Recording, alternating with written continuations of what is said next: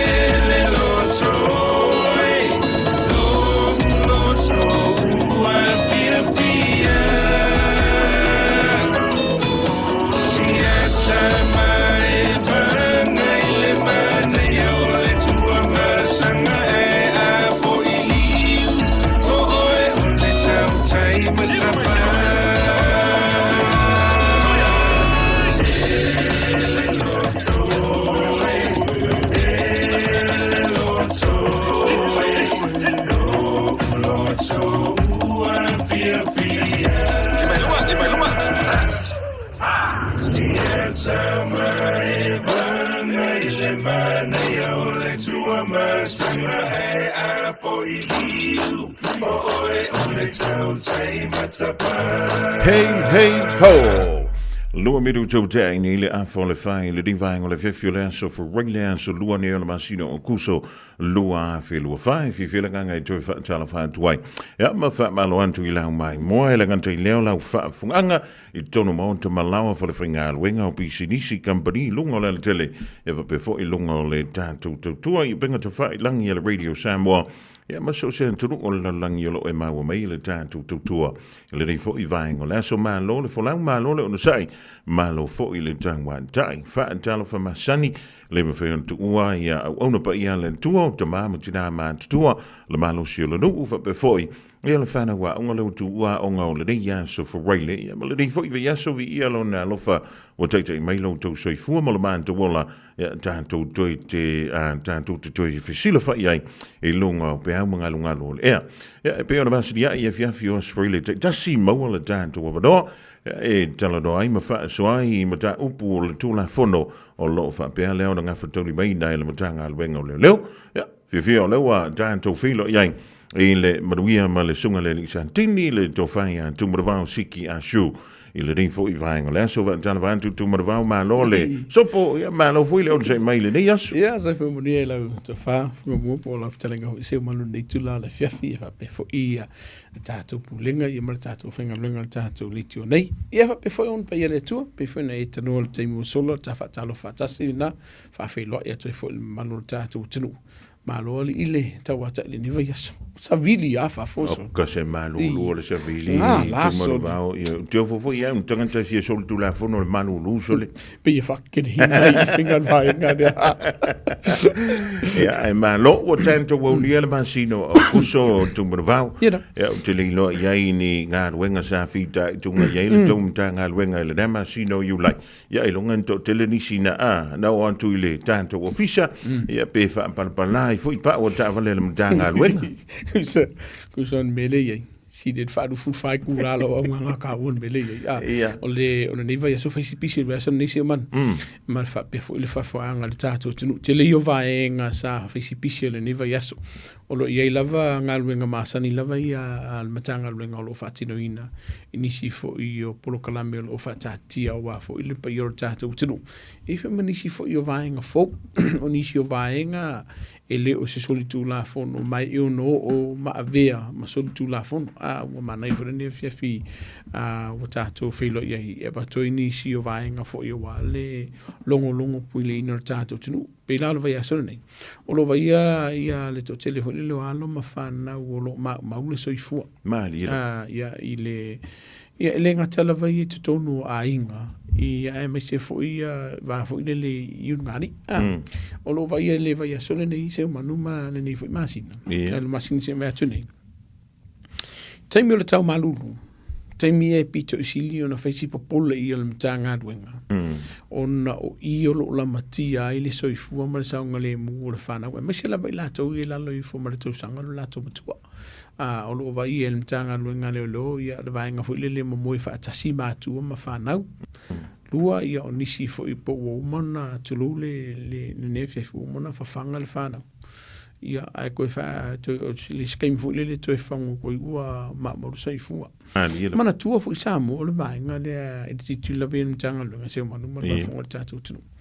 o le tele io le afia nga o ainga a mi se lava matua ia me se foi ia tele la veli tu pao tina o lo lato va ia no mafana pe a una ma se soi fu se e se le tele o le afainga foi le fano no ainga ia me se foi o mafutanga foi mana ia no mafana u lava na light ia o i va nga foi le o ile so tanga ma malango na foi le o ma tu le fana mana tuola e lo so kula fongo le va nga le pe a failea bo ye se vai nga o e moe pe ta e o tano mia i le fana ma o i se vai nga fo le fu fuina pe ta i samo e yai vai nga e o no o Jesus e ngal matanga lunga ai afa amaunia o no mo li ai le o i lo fa tamala na vai nga mo O lo sau fale kau i lo atu lo le ngana whaongaina lo o ngā. Yeah. Po e whaongaina whala au whaasaina. Ai mau le o lala whanau. Yeah. I unga mōli e oil vaenga le na.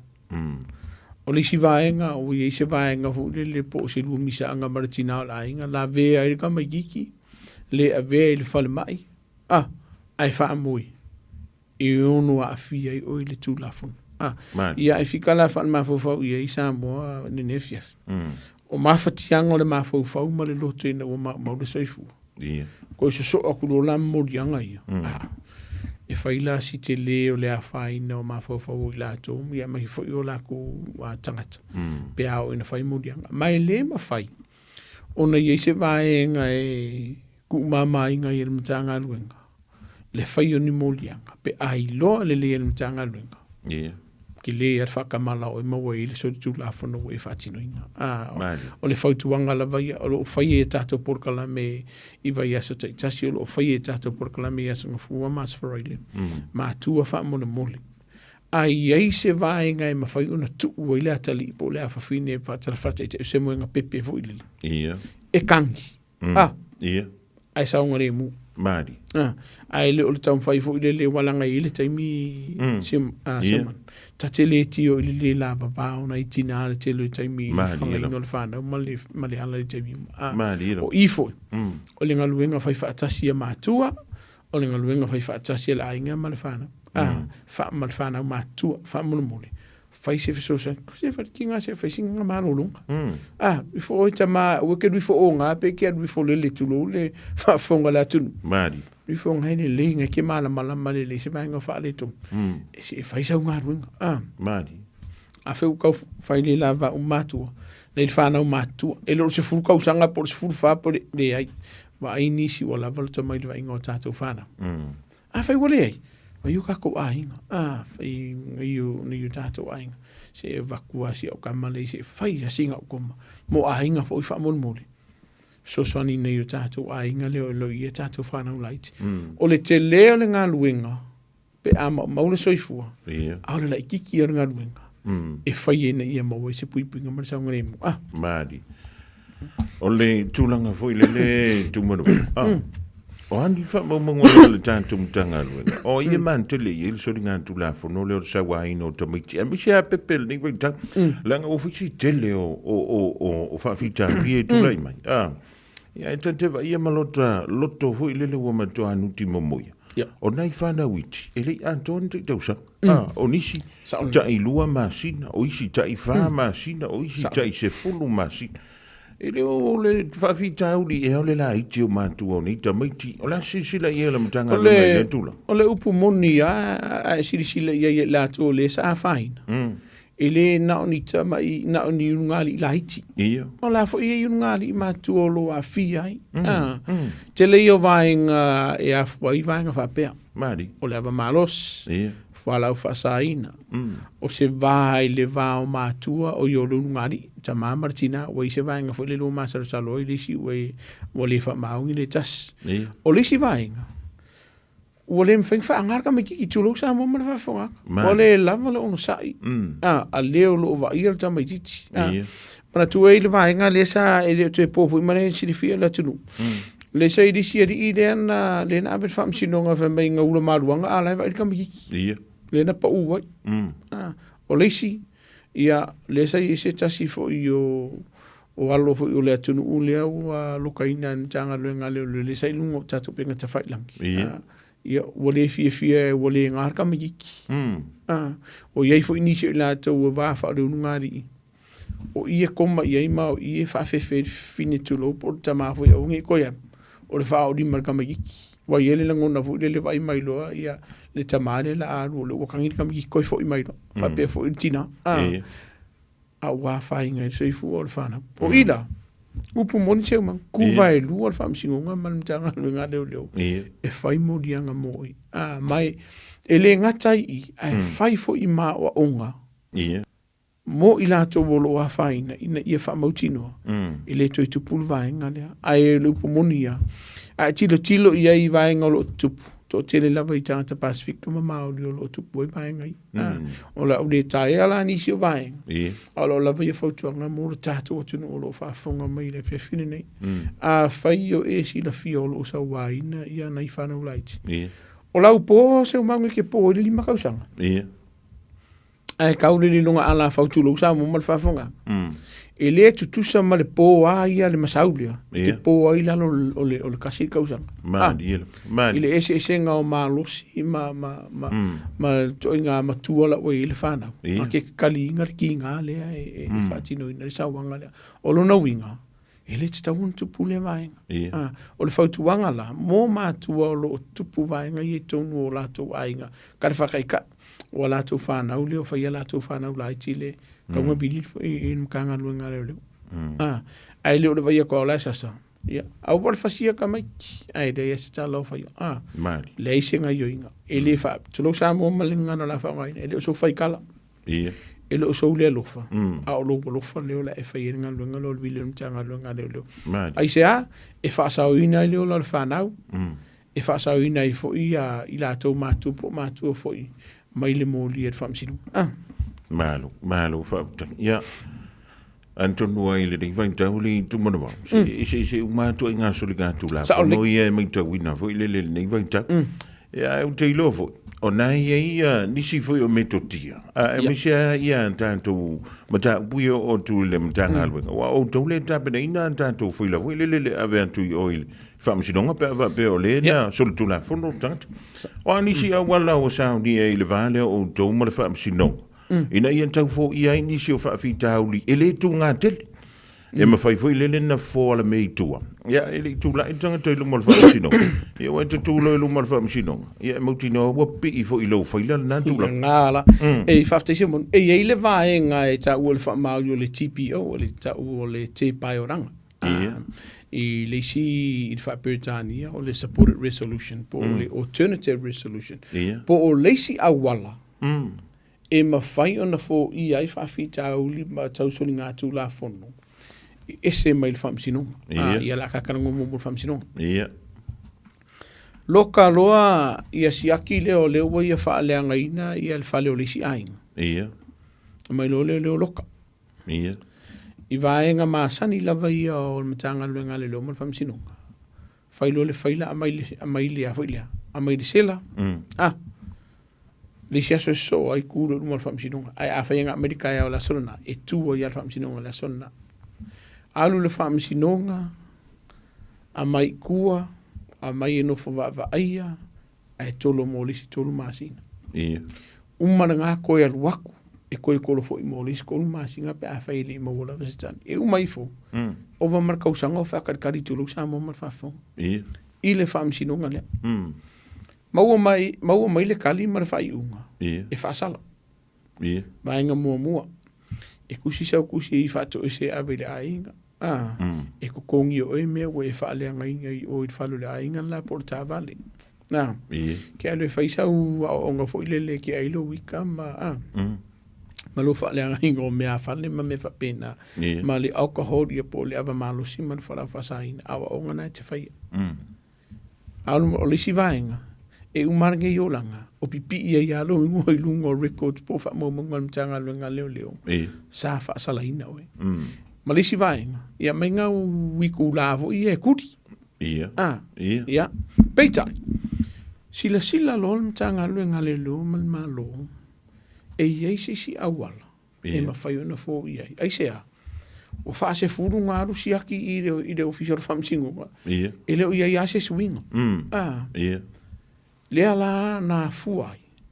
O na whaia le vaenga lea le whatino ina I tātou malai fo ia Māori. Po o whalirika o maraia Māori fo ia. E sa ili ei se isi whesosoani. Mo I la tōlo o whaia soni ngā tū la fono. O ia inga I o le vaenga lea. Māori. Ia ongo māsinga I la loifu. Le whasalanga whawhala pui pui. O se soli tū la fono e whatino ina. Lua. Ua e ioe. O oina e whatino ina. E sori ngā tū la whono lea. Tolu, o isi, kei mi mua lea ua ea whaine te whamsinonga. Lua, ia, o lo o iei nisi o whamamongo, nisi o whaasalanga, o nisi o sori ngā tū la whono.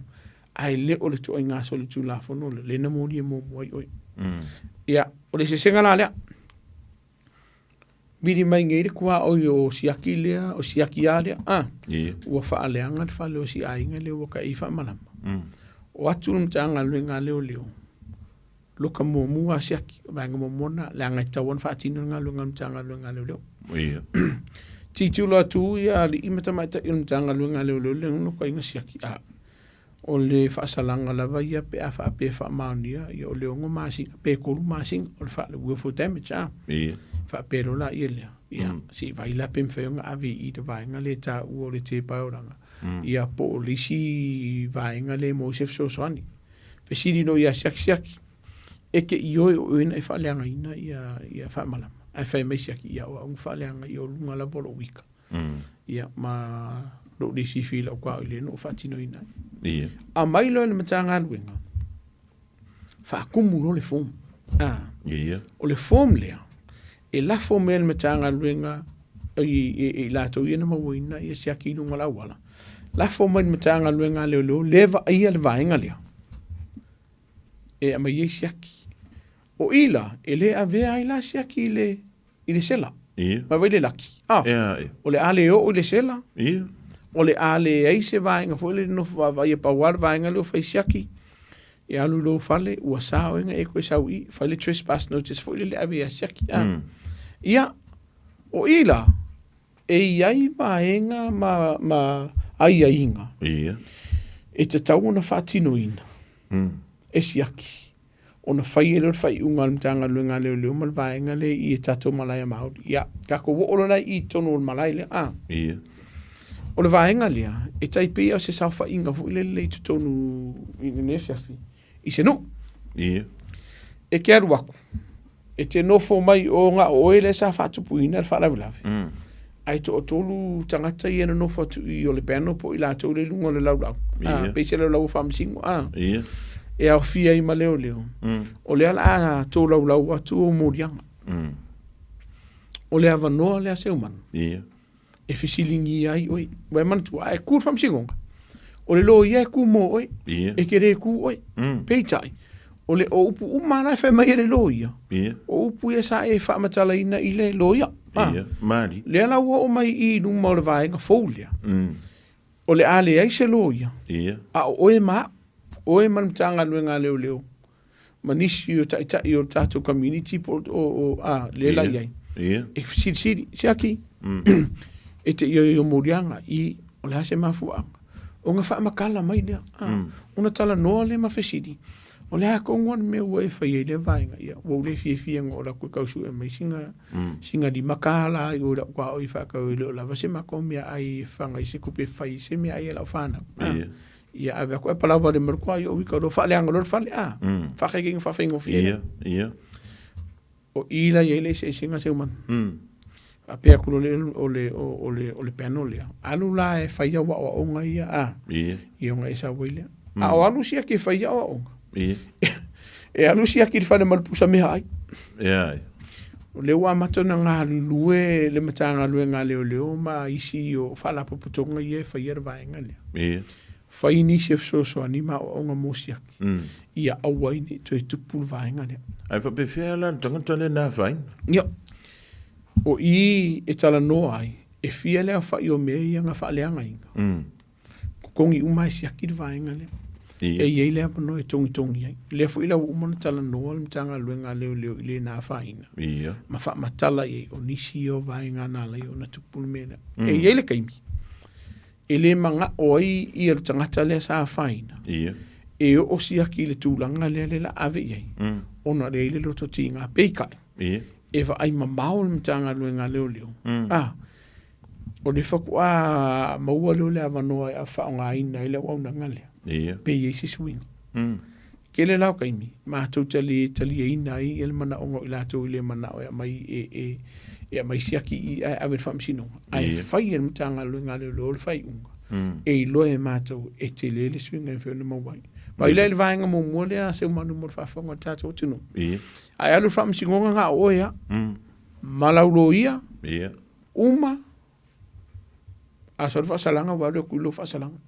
A sa we le fasalaina o ia wai. Le ai manisi o matanga luenga le malo. Efesosuani ia te oi. Ia auange I koe kupuru mele. Ao I. Te maua umai. Maua o ongo le mafau, maua o ongo le ika, maua o ongo le tau mawhaino le awa ma le whara whasaina, maua o onanga tau mea ai, maua o onanga tau fōmai, maenga umai e tau mawhai. Ina I eise suinga o e moro wainga, maua malau onanga, e ono maua sa ili e singa ruenga mooi. Ke whinga ruenga ko silo wainga. Umalo lea. Ele aila se vaenga ele ailo uswafa. E lunga lava wha maunga leo leo. Sa avatu o I tono le mtanga luenga maloka ina oi. Ona o le vaenga le peitai. E le I whaasala ina oi. Wai le se singa. Kusa le vaenga mua. Loka, mo lia. Ai le whaasala ina le si vaenga. A le si vaenga. E whaasala ina. Sa I ele to telo tangata sa whaiti o ina le vaenga lea. A le upumoni se o manuma e tilo I le fuai numera. E maualunga tangata Pasifika. E maualunga Maolis.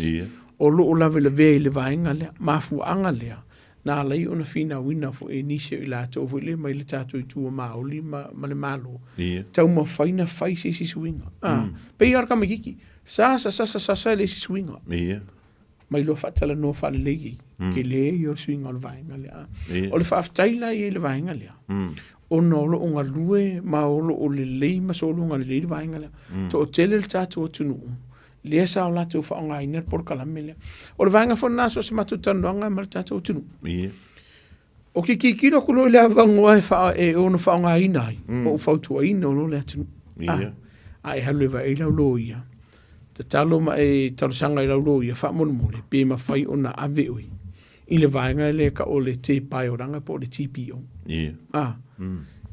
o le fa fetai fo wa tali e ina le fa msinonga ma io ina le famsinonga e te lele au ngā o le si au nanga le e fesosoni o tatu tangata lo fesoni ngā tūlafu ma ngai ia e iai la nisi wai o mai pa ua fo'i mai I le vaenga lea tumanuwa ua silsila I ele matanga luenga ua o ngā I ele le whainga lea se rau pasengi o te loa ana wha apea ele o ngā lue le vaenga lea o le van kenso a le mātou tilo iai, le paseno I lātou o lo sui. Ke le ia o le anga o le porkalamere. E se te le o le anga o le porkalamere. O le vaenga fulina, o le ao lo o a maia pēr mtanga luenga le lo ma le malo. Ia le se le ni e whaatino I nai. Ia le vaenga le. Ai manatua. E le whaapea, engofongo whaafia whaisau me whaapea whaaku le ai. O lo iai lava I lātou o uma o na lautongia po uma fo o na filifilin. Lātou te whaia le vaenga le. Ai o le upumoni I seuman. O le hanga nue. Te le, mai o te whaaftai fo I a inga ma I lātou te o tasi fo o le tātou o tunu o lo tali e ina whautuanga. Lātou te whaanga ina lau o nanga lea. Ma lātou whaanga ina le toi fo I le tūlanga sai. Ai o le upumoni seuman.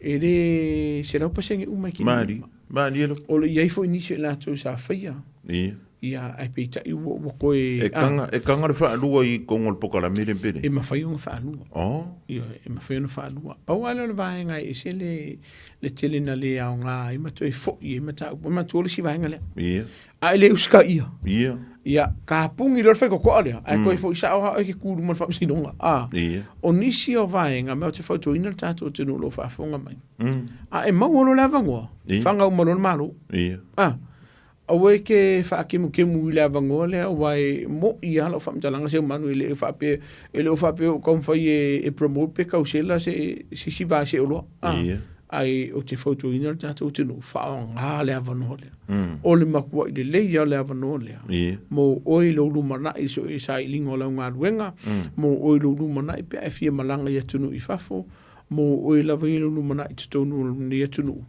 pe asa I lise ngā ruenga I tonu o ni usina lava I ame se fo ini si o vaenga fo ini le e mana miai I le leilo wingoa ako o ila o ai to inga solinga tulafu no tu maruvao e I se tapu fo I le e whapea ia o le koinga mamawhale o le soli tulafu ne mwhaintala no ina I tono lea o nangale ia manatua o ia inga ia a whapea o soli kulafongo e lunga tu le ono masina le whaasalanga le wharpuipui pe a whaamaonia ia e ne kaudia lai peita Na o le whaamsinonga. Ia. E mawhainga lako suia. Ai koe a mai a mako, ka whakaika. Ia. Wa e taina nei le o skoi inga e o ka whalau wala kai. Uro. Lua ke le masang. Ia. Kui fonga. E se mea o le ongo le po le lua kausanga. Se wa tala whatai ta. Ia. Wa ova kuma le ongo masinga. A vele o le whaamsinonga. Ia. A waku kikilo aku le whaamsino, waku malta sanga raulo ia. Whaamona kai mua leo wa mo ia e whaisiku ngā o sot kula whango whaatino ina e seuman. Ar kai mua leo. Whapea mai loa ia le whaamsingo. O ia le aila. O le whaamsino i le puli. Whapea mai loa ia. Abela. Ave o le vaenga leo le TPO. Whai se soangi moi. E ile kai mi e whaare fifi la to lo a wha e o lo a wha ine sori ngā tu la whono no i pītai. Nā wha uai loa e le whaamsino. Ke lei o le a whae inga wha tangata le o le skanga. E wha atino sori ngā tu la whono e le i mawhau whauina. E te le se a fianga. O lo nau i pena o tāua. E o ai mo ia o le o ngomasi ngā ngailan. Ngā re whaamsino ngalapa. E ma whai o na suia. Pe a ova kuma le ongo masinga. Ka mawhula leo le kongi o le kioaka ka e mantua ua for damage e tolu masina. Ia o le sivaenga pe te ue folfole e whao se manu e se tasi. Ia mankua kamanga e le titele ni whaasalanga fu i whatpuipu. Ia au isi lava pe o le si pe no ta ua whao lima. Po ova kuma le ongo masinga. Ai le avano. O lona winga samo. Whao ngala vano ai mawaloa. O ke whakamala le avano le wai, e se le tāua le avano le. E ma whaila na whina ule lo ia le tangata le nā whaina po le victim. Au ale vere mga upo ngau ke mga e whaasala i le ringa o sip. O aila i le paua i, o le whamasino po lo ia pe a whina ule matau. O le whamasino lava i. O le vaenga la le tau ia i mātou e ka o le exemption. Ia. Na o le whaamsinonga lava e mawhai o na whaia le vaenga le o le exemption. Pe a maifo i a leo leo. O manatua. O le la afi, o le tangata le afia. O lo ia le tangata le na afia i le soni ngā tū la whono. O leo leo. Māri. O le lo ia le kangaka le sa whaatino ina. I o lo ia maasan tutongi fu ian mano. Ai o lo, a maifo la iki ki roku ia lo ia leo leo. Nei pe ia kaunga avele keisi le mawhaiona ave di si vaenga ai. Tala noa leo lako le lako victim. Tatale na afia. O le la ave. A le mawhai. E o ana le whamsinunga. Ai mawhaiona avele vaenga whika o le recommendations po se whautuanga. A leo leo. E mawhaiona avele tipi o polo vaenga le. Pe amana amia. A le whamsingo ala vaia. Whai nasi pao le whamsingo le vana. O ia e whaia le whaiunga. I le i po le lei o le vaenga le. Leli, mana whaaputai. Ia, nā ua whaafungalu tātou tunu, a misian tātou ie pe o tau sanga whanga io. Ia, masi o tau vaenga nai fia o tau tūlu mo whamsino. Ia, o toi whia nā me, au le fui ele, e kau māma, ma le vaenga lea, o toi whia nā me o tau i tā vale, ma le tau whaafefe, ma le, Whaongar whanga me. O le si vaenga, maanga ia, mun whaiso. E iai le mata upu tukawa. O le tamaititi, e le teimina tupu ai le whaana velawi, se fulu ma le whao na tausanga. Na whao so e le tangata i tutonu o le nato group chat. E whao ngai nai telefoni whea avea i whaane i ona pō. Whai e le stangata. Alu oe alu e pule lo. Ea ona tonu le mawhawhole tamatiti. O le alu e whaatino le mele. Moe lolon tina le pō. Sola lo tamatiti le tāwhane. O le mea wa tupu. Ua le whaia i seisi tūlanga o le winga o la utala. Fui le alu la lo stofe, ia pe le alu i se la au. Ai alu atu le taavale le tamititi lea. Whetau i tonu ma le taavale le isi whawhine. Wheto ai, ma liul tina lea. Ai alu e la i titi le wheelchair. O le winga la o la ofisili le whiawhine i tūmarovau. A wā le ua saule i unga le whaamsino. E whale pui le tamititi lea. Ai o mau so i fol tina. O la ofisi. O la se vai ngal tula ele la verga ka lenga fa so ina oi. E te alu e fa tino le soli nga tula fono le to inga mata upu fape. Ya, mana tua e vai nga e tona fa maliina o mai e lo ia man tanga lu nga le lo la to. Vai nga mo. O le fisilia ia nga lu ka mi kikile fa tino le mono na mo tino na fa tino ina tanga tala so le discovery. Madi ele. Madi. O le winga la tala fu le sa le fa penga lu kam kiki e do mo tino po menga lu la alu e pule longo le pe mana e fa tsi tanga tala. Peita. Wa ye so nga tu la fondo wa mali wo tanga. Ya la ninga fa susu ngam tanga lu ngale lu. E se fu ia va nga afa pe ka fa ka. Afa pe mai net fa finele I por kan ka makule ka miki le alu pule longo la alu ka miki le tu lu sa mo fa fa. Pule longo la ona o fam talanga ka kalia. Mangkuala I le keisa fai I Amerika e po nei. Fa sala inga kakalina fa so ina tama titi le fai le soringa tu o le vanga le pule so fu. Mari. Peita e se lar keisi la fa longo ku ye. O le na fai peika. O le wal wa ku kam kiki la vea I sitinale. Le la fa sala ina o le surkula fu. Le se nga o se mana. Pe la tu marta vale luma I lo wika. E la kuso ai lista vale maliu le stanga. E ka kaua o ngā ave o le whamsinunga no o lau so tū la whano e whati. Ai whawhewhea ngā karenga wha au so sui. Wa ana le, wa, ilo uia ma whau. Antonu wheo le mai tau mele tātou tu. Anga le wha au so soa mai o le tangantale. O te le anu wha tino. Ia ka ilo yengi ke wha pia o wha so so inga ka I karki a polo pia. Ia, e fua ia I evidence a. O wha maoninga ia vaenga o te ilo nā le fua mai le whai unga leo man whamsinunga. Pe a whaina wha maonia sa tupu le vaenga. Pe wha maonia fo I ele I tupu le vaenga. Ia e fua o mai vaenga. Wai pe ina na I taua. Kama kiki e wha o so se ka kamakua. Mana tua. E ia vaenga o tu la fono e mawhai o na mōli ai oi. Pe a whai o e wha o so ina se etas. E whai so ngā tu la fono. Mari. Ia e fuala ia I le vaenga le we taua. E fua I evidence fo ia ma susu ngal mtanga luenga leo. Po i ono wha sala ina na vaenga. O na ia le avano tu la fono wha sala ina tanga. Na ia le avano. E wao I pe I tau tatai fo I lele so mana tuli tu mana wao. I le ngai yo inga fo I le bullying. Man tu le bullying e sa wai lo tonu. Ai mi se mo tu pulanga telefo. Le fa nga ina la tu telefoni wale sina mele tu puli tu mana wao. Tu wan tu nei le aonga. Ia wala awa tu tina pol ta mala il fali. Ia o mai o mai felka ko me ai. Ia le miska mi ki sofa. Ba ngo mai fo for ki mi ai nga umanga ai. Pe ai laki fo pe ai lunga lo. O le sika miki. Nga le ngongo mai fa pakeko le ulu. Ko e paku le pok. Taimi a dola I tono le potu. La sa fu tuanga le malu le tu mi se man tu I le tula. Mana tua o le vaenga le ai te tau lava I matu na mai tau na ma te tu ina I le whana I lunga la to telefon. Ia lava ia e tata no ma pe la whanga. Pakua ave a kerfonga la whanga u malao. Mari. Si e vanga nei se tasi o matama ona nga o ia mahole mea nga o nga ina o ia malisi mea sa I taimi o malanga lea o nga. I mana o mia I lai maa ua siaki hulili. Fuka avele te minna. Ia, e te tau ona whaitete tātou I vaenga I avele whana. Mainga mua.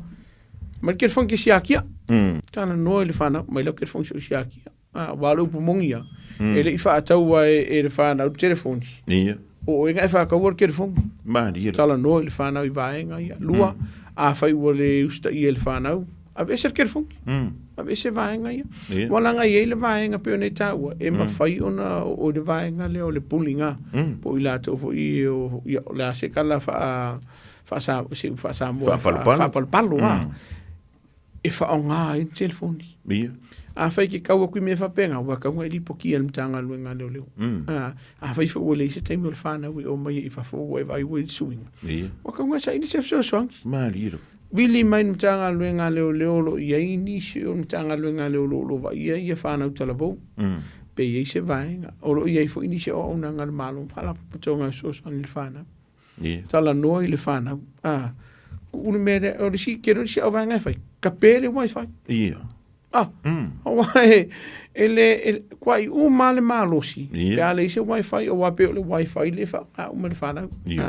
La o fautuanga la vai a o le fai vai ngai e fa mali e le fana. Ma o isi ana fai. Fa ngo forfale ai o ma ku e vai ngo le lotu po ni si fo yo fa taunga ma vai ngo fa pena. E ka kauanga si de koko ai me o fai e fana no ngola to telefoni ma la to laptop. O lo la vai vai ngai fai ma o martina la. O le whaika miki me whaika o mea o se maki ki roku i. I e wha mauti noa le o le wha maoni le whanau. E le wha peos whaikala po se le alofa ai te tau ona wa ai o wha le vaenga i. Ke wa ai alo oi poku i kemi uma, waka unga mai whamalapotu. Tala noa le whanau. Mana tua.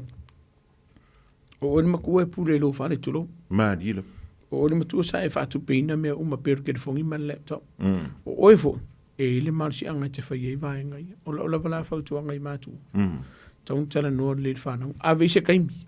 Pero ma o whanau. Ma whanau la iki e le ise laptop se longa o le weekend. La fui la hanu ka miki ki mailo. Ele foi la so pole ni vaenga tutupu. Wale o keilo. Ma le weekend na e va ve foi le na mafaingo fiena o mawainga. Po ani vaenga o tutupu le vaenga po inka miki o kam foi fa palo la whanau. Po inka miki o kam foi la whanau e puli vo le pe fa palo e tala no fa pena. O la fotuanga sa ili se fsosoni. Pe a fai wei ni vaenga mfa fitau di fa pe tono ai. Lele, ja, maar dan van dat je toen maar is het daar wo vaenga. Ja, a toen no le daar uniform. Taulik. Ai vai nei ai pepe light. Soli. Nganga kau kangia baby shark ta. O lo te mana tu. E te le yo fu tu nga ya mai le so fu ma lo. Ile a faina yo tanto fana wit. Ia mo so ska mai kiki.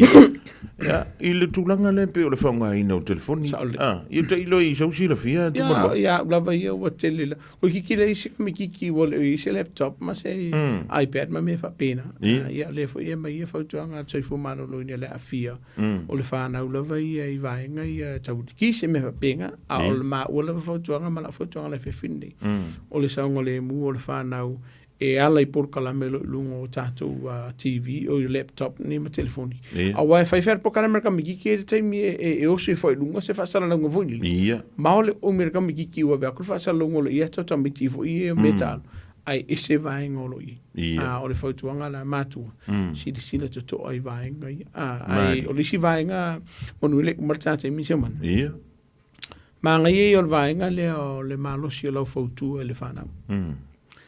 Ai aungi malo si tele o ile si kulanga ho ile o e sa wa ina ile fana mali o le a o tutala no mo singa mingu ke a ono tele le fa fita audio lo tupu le te mine nei e mai se lama I matu o lo lato o mai a fana o mai sa mo lo tupu te mine nei mali tele ni si o fana o le o asulu malimitanga luenga leo leo de nei foi vai aso ona oni ngai o inga manisi fo yo awala o tausi la tau e matu sa mai mainga mua Samoa pe an tato tala no yesta isi tato por kalami ele ai se pule fa de tu la fono ya te oi e te tau fina ai se tus folau o se tasio walo mai se la vai la tau i lunga to sfun malvalu tau sanga sfun malvalu anga lunga pena e au mai Samoa I le fiafe o tupi fa mono mole o le tusi folau o le mea to tino le ale malo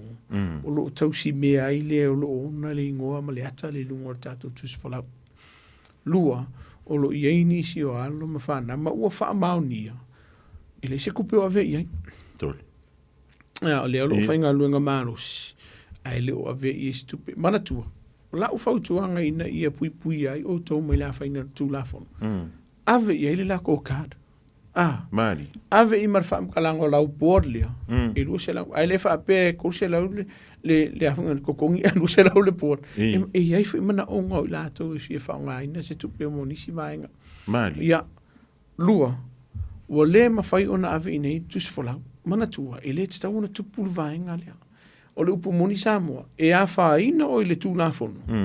Pe a e tau fiertus folau. E le usau mea tau tino. Lua, e iei vaenga wala ua iaini se o lato ua molia. I lo lato whaonga aina o tupe I lato. Le ea eno nofo I lato. A le ea venkupi. O lo iaini si o veasona nei feo lolo nisi o alo ma whanau ma nisi feo tangata mātua wala umai.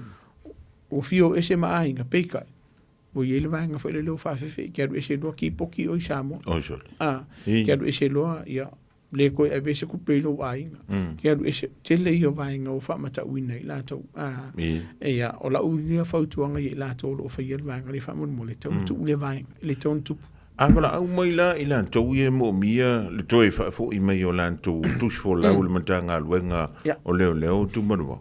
O le lan fa tinonga o le tonga luenga i lente. E fai ale li poki a seman. Ia. O te fauto ine la tau e mai tolo matanga luenga fai li poti tolo matanga luenga leo. Lua. Ia.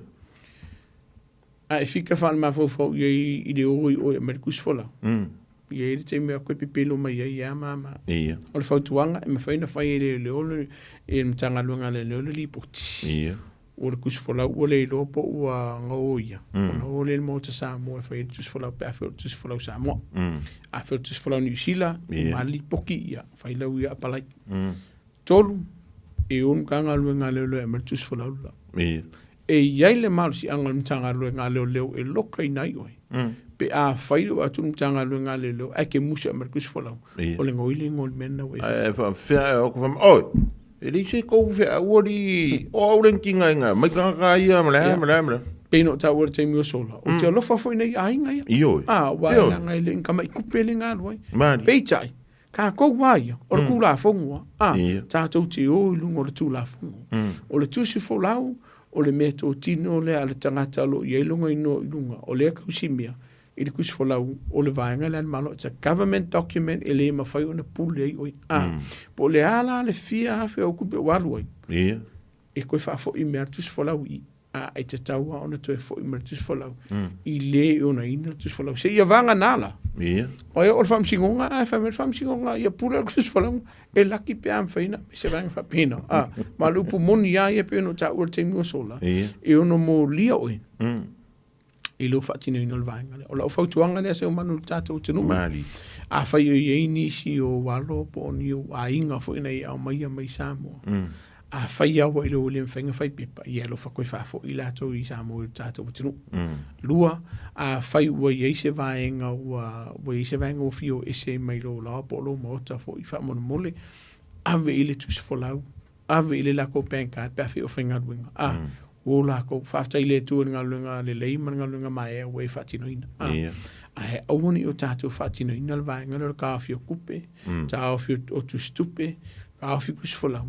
Wai iei le vaenga o le tū la fono. I ono sei tia mamoli i tātou whamon mole seuman. Lele, mai lo o te whaftai fo ile le nei fo i vaitau a tumarua. E leo tele mai ni wha maumu i ta ilo iei le soifua manolo ina la tauia. Ia o nai o tātou tamam tina mātua fo ilele e mauantu o wha le tonu o lantu mauta mau lantu lau. Ia leo tātou iei fo le nei vaitau le tau manulu. La sila ia le mtanga luenga i lentu lau. Ia. Tamam tina wha mole wha i te wha anga ina fo ile leo tātou hitas fo i. Po masini fo i e wha ama whanwhana ina i tonu o lauma mauta. A me se lava le kesi ia. Wa langa ile taimi e whaisi vele ke o pār whan kesi. E peona e tāu se man o le vaenga le sa u wai mo tilo iai. Wale o tele le vaenga le o le maua tu tātou tamam tina mātitu a fo ile le mau lato soifua. Mali. Matu fo il fa malo iai lato fo i ngalunga maa e amana ngalunga le leo le vai o tātou tamam tina mātitua. Mana tua foi a faile ke ma wa faisi suinga foi le o ele fa longo ko e vidi melum ko marko inga fa mon muri tau na fisi siaki a fai o ele ma seniona e va io na io matua po na io tatu tama fa tina matua la fia malanga va se ta se te fa tu ina e va ia na io tatu matua ma le si va enga ia e tau fo in a fai ini fo la o la tau na fa mo chino wa tau ma fa ina la tau wa fo la mo la tau so i fo malo loina matua ka loka ka kofali.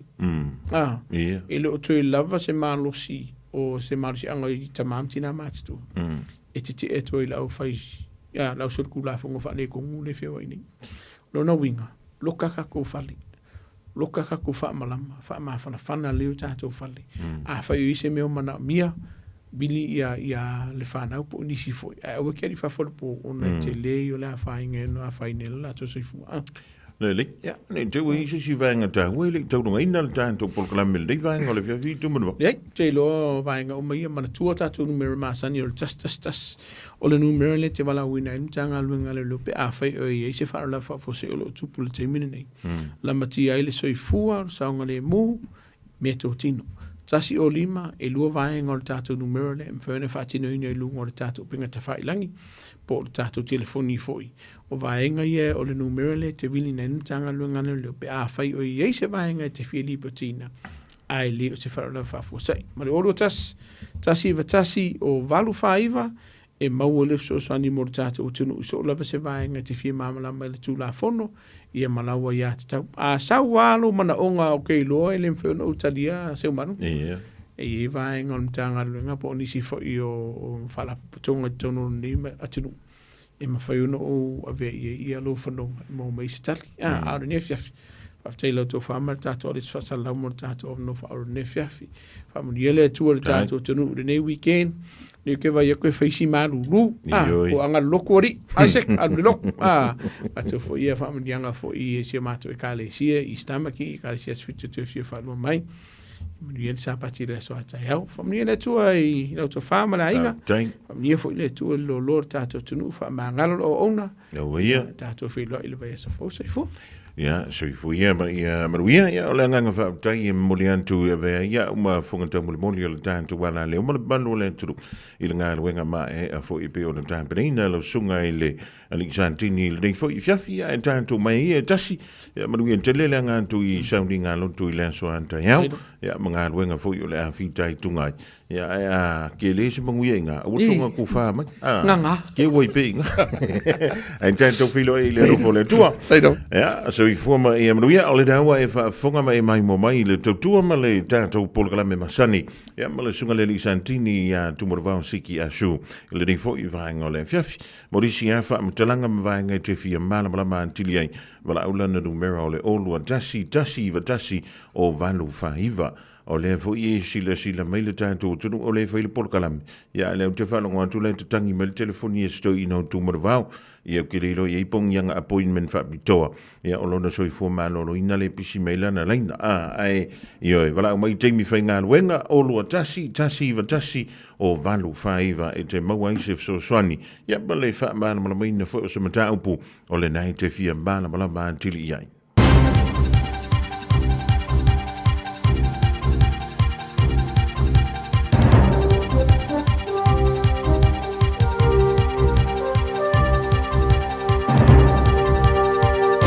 In this update, Christchurch Police have confirmed remains found in Green Park on Tuesday are those of Yan Fei Bao, and the scene examination is now complete. Detective Inspector Nicola Reeves has been notified the formal identification of Bao's remains were accepted by the coroner today. She says this brings a key aspect of the investigation to a close, and her body will now be returned to family. Police can't share further details of the post-mortem in light of a pending court appearance of a 53-year-old charged with murder. 3 men accused of killing New Zealander Patricia Mackay outside a Californian shopping mall last month are pleading not guilty. The Aucklander was dragged under a car during an attempted robbery in Newport. The LA Daily News reports the trio have appeared in a Santa Ana court charged with murder and attempted second-degree robbery. The Tertiary Education Union says the devil will be in the detail of another government reform of tertiary education. Minister Penny Simmons has released a consultation document on the alternative to Te Pūkenga. It includes a brief to bring the sector financial stability. Assistant National Secretary Daniel Benson GU says there's worry about cuts to courses. Government has highlighted that there's $130 million worth of assets that have been identified as unutilised or underutilised and which effectively can go. There's no list of that. There's no clarity on what those assets are. Christchurch police are investigating a video showing boys kicking and punching a man and making him eat pet food outside the Riccarton Road McDonald's. Detective Senior Sergeant Karen Simmons says they're aware of the video and making inquiries. At least one student wearing a Christchurch Boys High uniform can be seen. Headmaster Nick Hill says the behaviour is unacceptable. That's news. In sport, one game at a time for the Warriors as their fight for a spot in the NRL playoffs continues in tonight's clash with the Eels at Mount Smart. They are 3 points outside the top 8 with 5 games left in the regular season.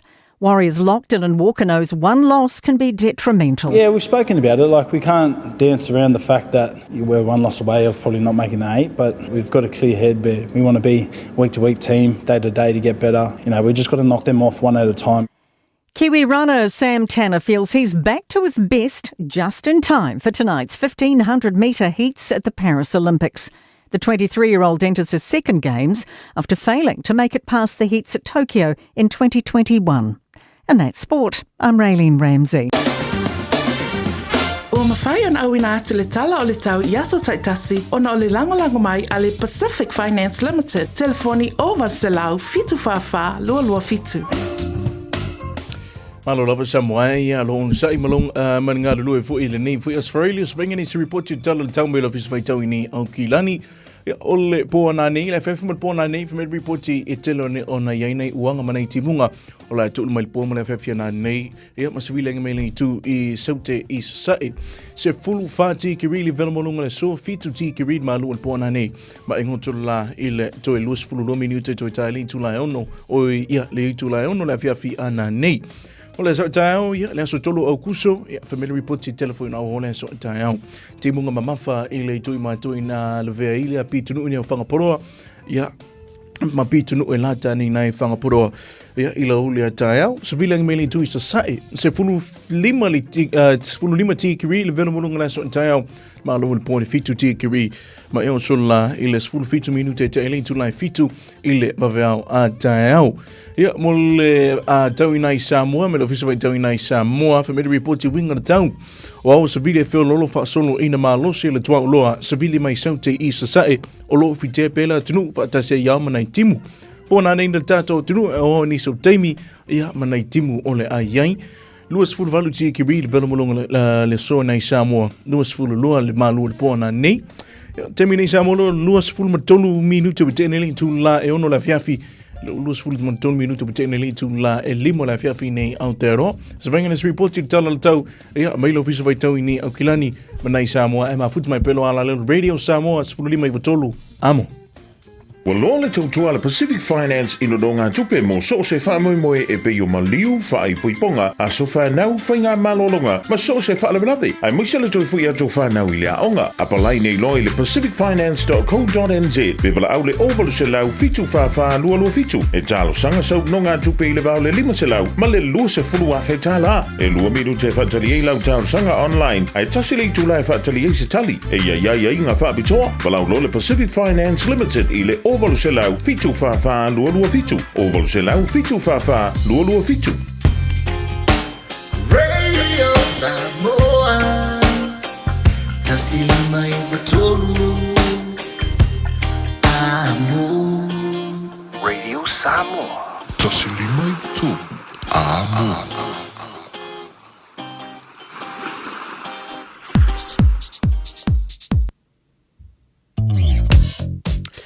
Ia, svenga si report ti wala tele lo wala le radio Samoa pe ona masini ia fiafi taitasi lungu tatu por club le mana vongo venga pe ona masini ai to amata le state highway 1 lo malang mani saute si ontoli toi ma tu il fa se fulu ma le 5 minute le umilo fainga malanga ia ile state highway 1 o lo toi fo imana ma tu nei saute fa tele no polo ka wala o le tu lamas fulu fitu minute le umi o lau fainga malanga.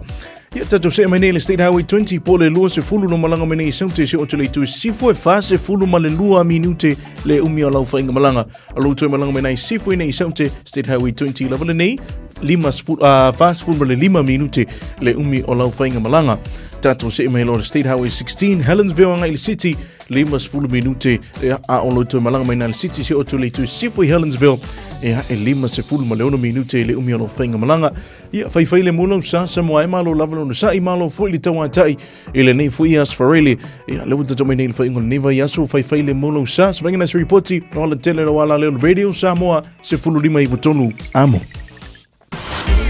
Radio Samoa Taslima I votonu amo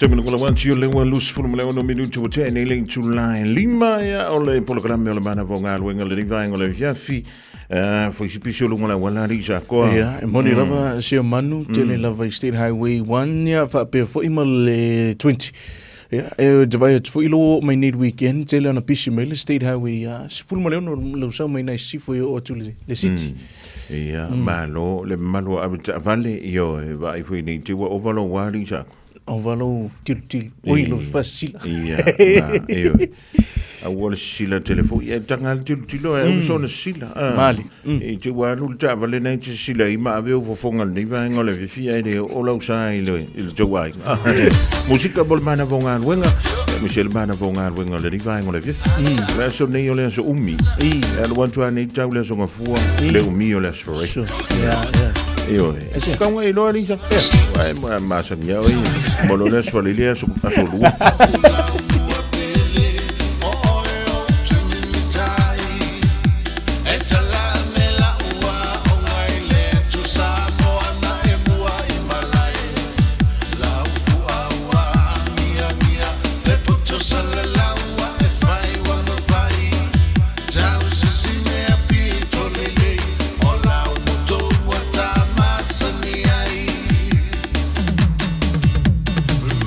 Silo ula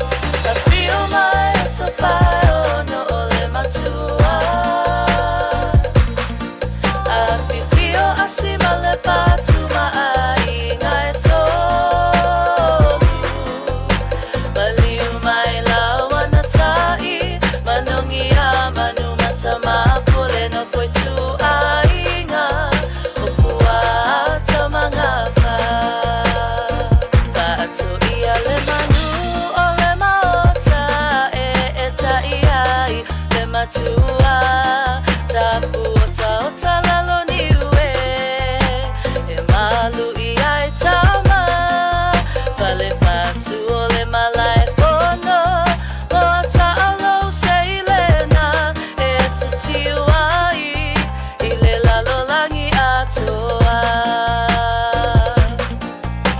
I feel my tawhai ono ole matua I feel asima le patu mai ngai tolu Maliu mai lawana tai manongi a manu matama pole no foi tu ainga o fua tamanga fa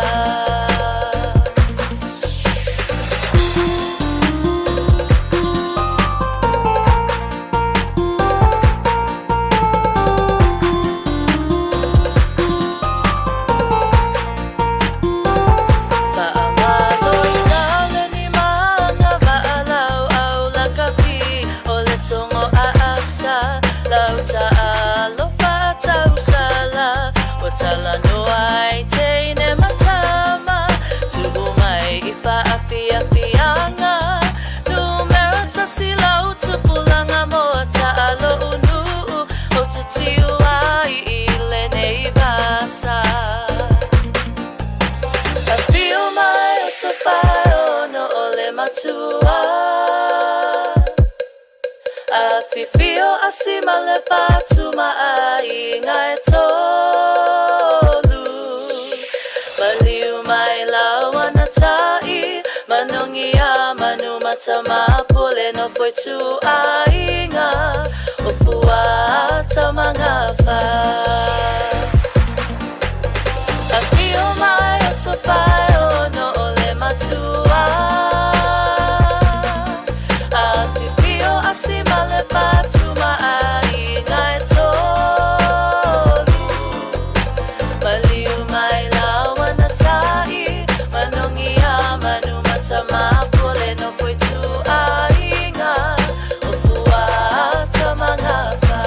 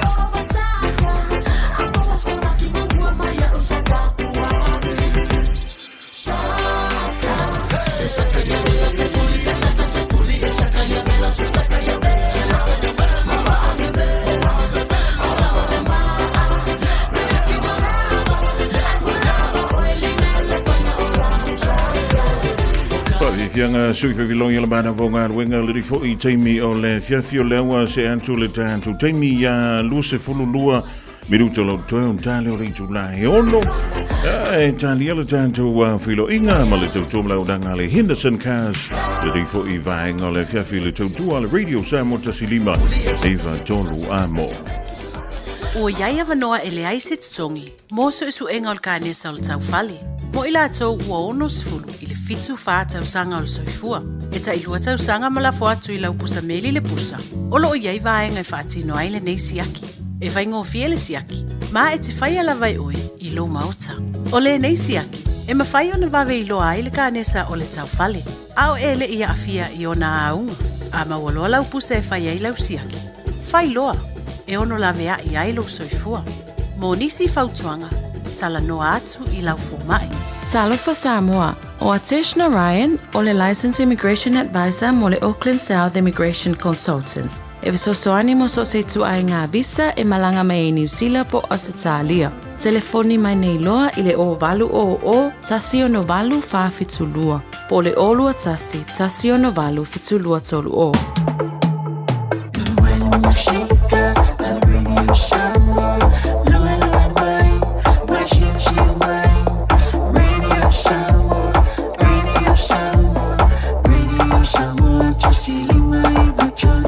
Radio Samoa.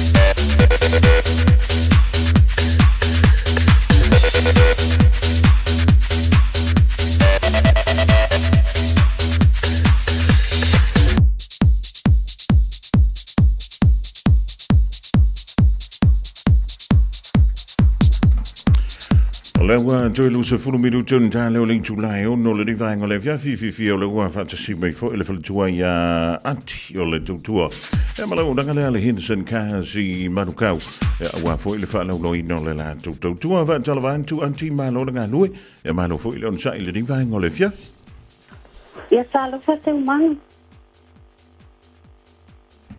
ya o le tanto tau fai fa talo fa le dai tasi ma lo nga lui ma lo le on sa wa saule manu lu anti o le se tanto li poti o a mai le tua e mala o danga fo le tanto fale ta vale le Henderson cars ia fakala va mala va no se umanu ia le fo wa la sana pai wi ngaluenga le nei afi ia sa fa tumu nei asa sa fa tumu lia la vale malo la sunu sa nga e mai fo e fa tawala sa vale ia ole Pela bona faloiloa tu le te miwatea ia le maso promotion le faalu terminate le maso youth le le mahinto po le piki apu.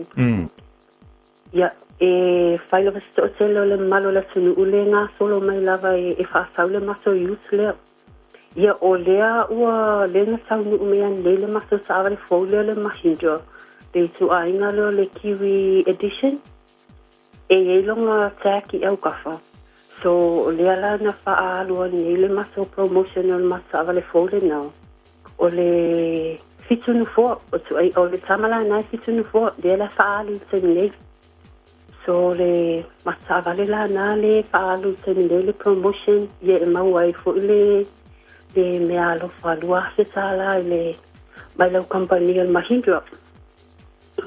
Delle. Ia ne ia so tele la vale malo la tunu usa atumulia in so office.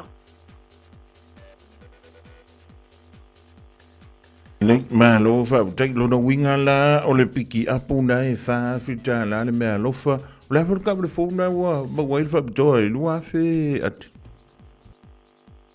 Ole maso sa vale le mahindra ole kiwi edition. E longa saki au tafa. Yeah. o le maso sa vale phone na lenga tau nu mai ani so le ala na pa alu ang nei le promotion le mawai le lua fita la pia e fa sa wala maso sa vale phone na ia ta vale fia lima no foa fitu no foa masa vale le mahinda kiwi edition e fitu no foa ia fitu no foa Lele. E lona sunroof o mako kiwi edition umai sunroof le piso lima. Lele. O le hana le umina e fa tamo e le tanto fa to phone. O le lima masina le fa lo maso promotion le. O winga la inta wala Christmas. Ia e tau ale Christmas. Lele. O be fia man to ia vale to no ia le ngol to ni ai ta la fua e mo se so. Ia e mawale sosoani e peo na ta ua le taimutea e tali e maso ia ta sa fo ile le anga ingoa a po le back credits so e tali e maso ia benefiti po o ta sa fo ile benefiti a so e tali e maso o le maso o nanga le na wa se umanu e sosoani ta so ta sa Wa tato umai e desi se milione e desi se mafai tau e faa tau pese ta avade e tau te ui umai le apalai ta fai le lava lau faa soa le lava lau paketi ia e peo le maso au nang le nao le e tato sa Samoa a le lava lau faa soa le lava lau paketi au na te mafofo fifa ta so stavali ia su mai e maso se soani e au vasu sta vale mo oi o lo e mana oi ai maso te talia ia tangata ele anga inua po pack credits ia masasa fo i lo o benefiti se toi fa manino mai ele talia pe talia Italia oh yeah Italia Italia maso lele ai va pe fia la manto ie no fo mau kilani e Moscova lele avanto i manto ie pe le si maso le si va en le na se umano le maso au nanga po fia lavo e la lon papa au mai po o kalaisa tete Wellington Hastings po fia lava awa le pe le majority o le mako customer e malanga mai la lo well in here Christchurch so e te tonge maso pa sisi e te lele mai ai lunga e piti lau ta avale o le si maso au nanga le na e le oido le telo o le malo le atunu e pei fu le lupa awhainga sa ona e telo isi e mana na au ta avale ai le mafau i le tūlanga fu ilea o le sawi lunga e piki ka avale mai koe alu i lalu ai va fela wa le la piki nei la ta vale longo inga tauna drive ta vale tauna alu lunga le va tongi o to lunga le pase se lunga le va ia e sa o le o mea umana i le vai ngai maso o nanga e te songi lo tike e te lele mea lunga nei piki lau ta vale te songi maso le ave o lau ta vale le va wai e te drive la lo Wellington e piki le va a te alu ia ia Lele ia o antai mi te tala il tanto o nanga i le fai unga o le nei fai aso ia ma le na fui fai aso fau le numera mo sa o tu i lava o il tua anti ia fastai la ka se manu ia wala au mai le maso oval selau numera oval selau solu tasi po le maso Facebook page le Henderson Cast ia po le maso tua tusi fo i o le tasiva fa le Kennedy Riley i papa soe ia mole ia mole malu le atunu e se vala au sa o mai ia pe e te sili mo au o ahti pe te sili mai fo i le use ia Melissa pe o ma ua le ngafa ma taso tangata sa mo ia o lo yo me su en sa vale Lele malo va taya antia tawina ia maruia nga luenga to le ni fafia misilanga tul fa ngol veyaso ya tanto to filo i fo ile na fa is fo ile lo fo le tua ba tanto o lia ia whastai lava mo lewa no se umani, mani ia la fiafi alo whaatu. Lea, whapena foi whaasoi foi al whaltua anti o le tautoma unanga ale Henderson Kasi nai le tasi wha Cavendish Drive e manukau wala au ye le ovalu selau fitu tasi ovalu selau fitu tasi tois fulo minute on the tale o le tula e on 24 hours a day, 7 days a week. Radio Samoa streaming live on www.radiosamoa.co.nz. Ua mawhai o na aura tula polo kalame le leimo o ia so taitasi o na o le langolango malo si le whale maliu a se alo le atunuu o ese tātupu Funeral Directors i Manukau City. O kalame le leimo o e tālo whalawa whaita wina le Filipi lua mo oe le na yaso. O le nei, a whaia iai se wha amawhanawhana i a Keriso. A whaia iai se wha amatala loto i le alofa. A whaia iai se mafuta wha atasi ma le anganga. A whaia iai se alofa muti vale ma se loto alofa. I nā wha atoa maia e o tau lo oli. Na ia ngata sitasi o tau manatu. Ia iate o tau le alofa wha atasi ma le loto ngata sitasi. Ma le mā natu i le mea e tasi. Awane i whaie se mea e tasi ma le whina o vale, ma le mita fua, a ia tasi o tau ma manatu, ma le loto maulalo o sili nisi uma i ate ia. Awane i tasi ma awa ai ana lava mea, a ia tasi ma awa ai i mea isi. Ia iate o tau foi lea lava manatu sa ia Keriso Yesu, o ia sa winga whaatasi ma le atua, e le i manatu ia o se mea whaoa, ina ia tusa lava o ia maletua. A ua wha maulalo e ia te ia. Ua winga o ia wha tasi malipolonga. Ina ua whaia o ia wha apeo se tangata. Na iloa foi o ia ua tino mai. Ile tangata. Ua wha maulalo o ia te ia. Ua ana ua o ina maliu. O le maliu lea ili sa tauro. Na mea lava lea ua matua wha ai nai o ia le tua. Ma fo ina atu ia te ia. O le suafa e sili i suafa umalava. Ina ia to tuli vai umalava le suafa o Yesu. O i le langi ma le lalo langi. Ma o i lalo o le lalo langi. Ma ia tau atu e laulau faiva umalava o Yesu Keriso. O le ali lava. Ia vi ia ai le tua le tama. Talio Yesu e avea mau faola. E si iti ai o Yesu i lunga le mea maulunga, ma mana tua, e le lei moe. O le ese tatupu Funeral Directors o se fale maliu Samoa, o le tali foilea o taimi whengata, o na o le malanga al maliu maleoti. E mawhai foi o na lato awina atu ma awina mai tino maliu o e pele, mai so o se atu nuo lalolangi. Wala auno le ese tatupu Funeral Directors i le lua no lua tolu fitu o. Lua no lua tolu fitu o. Pea fiu ane ele se fulu malebalu Norman Spencer Drive in Manukau City.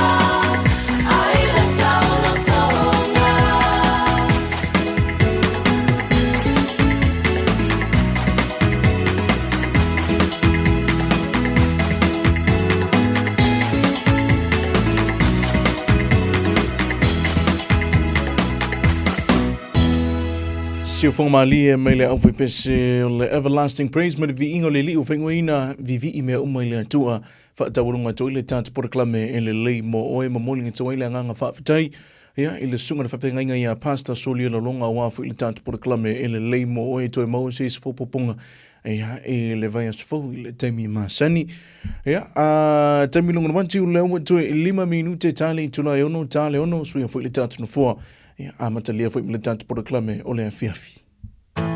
O se tala fia le nei Samoa, wei nei se tautua ma se unanga family noto mai le kampania le City Car watu si tasi dua lua Lincoln Road Henderson te maua iai le tele o tawa la poa band e o foi tatu tawa le laiti tania foi la tofa le tonu tongi e talafo mo le tatu cashback a mantatu lima se lausi aga iatu le 5 afe tala pe so te mai ungia Peter Pernanto le numera all watasi o mo le walu fitu lua pe amana mia se tawa le fau molo ainga i le tau malulu City Car .nz.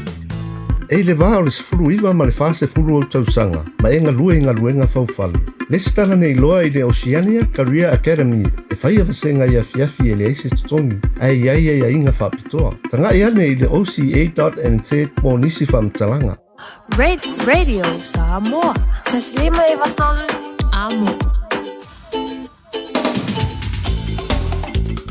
Ya, Samoa le tunu le wato e fa minute dale tu la ono territorio le wato mai nei le tau lunga le tanto por club le manava o ngalwenga ya pe na maseni ya songfua ya sfrelo vai asu taitasi ya mai le tale lu la uli si tale ono la fiafi ya avelo le fa tau va fa musui ya o fonga mua twa pe to I fa fetai te le lava Samoa mo le tanto o tunu ya o la se o nango la fu ise ngana o le anto I lo fa fu anga malo mai mo ya fa mon mole Samoa ya fa te fe au o tai e po to lava le tai a se se na tu yama fa mo mo ta to fe lo ile aso ngofua il vai as fo pe au lia ile lo fo tu noa ala tapa au sili o ile langi ya mo le tai mi nei manu e tele le toma ftanga malu so ya sau le tanto por clam le fia na nei ya il alawala le radio Samoa filima I vitolu amo Samoa ya manu e tele ya lava single to ne fiafi manu e fu I weekend alofu tele atu soi fu ya ma manu ya malo anko anfo fu ngal via fa ngol via so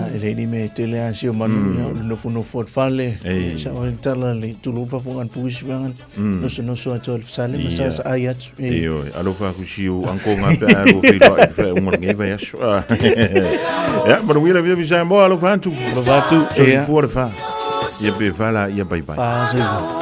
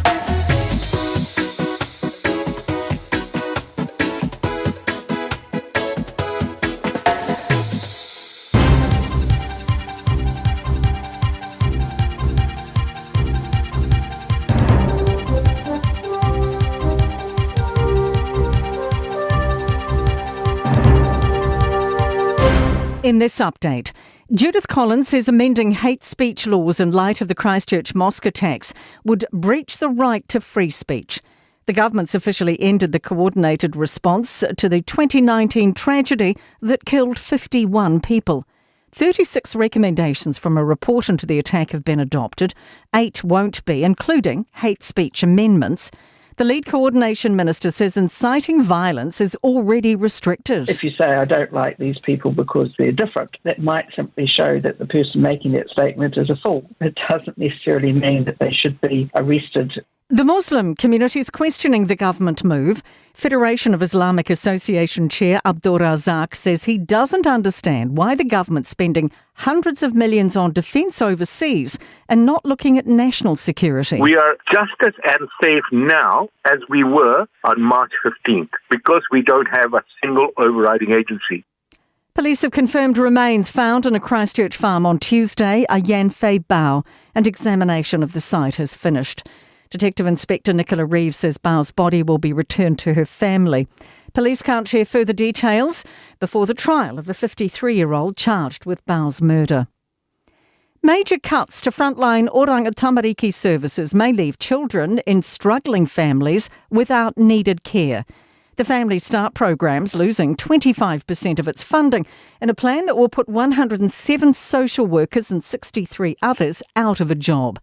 Family Start Collective Chair Nicole Coop says they'll care for babies as long as they can until new providers are found. Some of them will not be seen. A number of the providers have massive wait lists, so they probably won't be picked up for a lot longer. That's news. In sport, a chance for at least 3 New Zealand medals at the Paris Olympics overnight. Lightweight women's double scullers Jackie Kittle and Shannon Cox look to add to rowing's tally. At the sailing, the men's 49er duo have taken 2 with their medal race, while windsurfer Josh Armitt is right in the mix. Athletics also starts, including 1,500-metre runner Sam Tanner, who's feeling back to his best just in time for tonight's heats. The last 2 days in particular have felt kind of like my good old self, like race championship season kind of Sam Tanner, and so that's encouraging. But the last few weeks before that, the coach was absolutely hammering me, so I was in the box very many times throughout the week.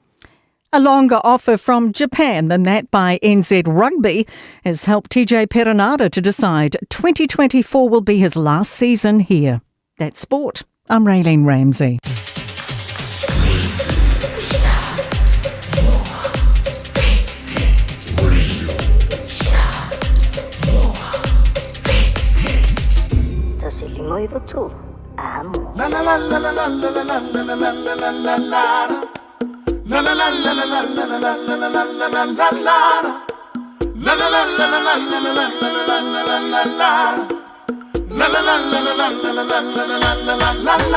With your moment.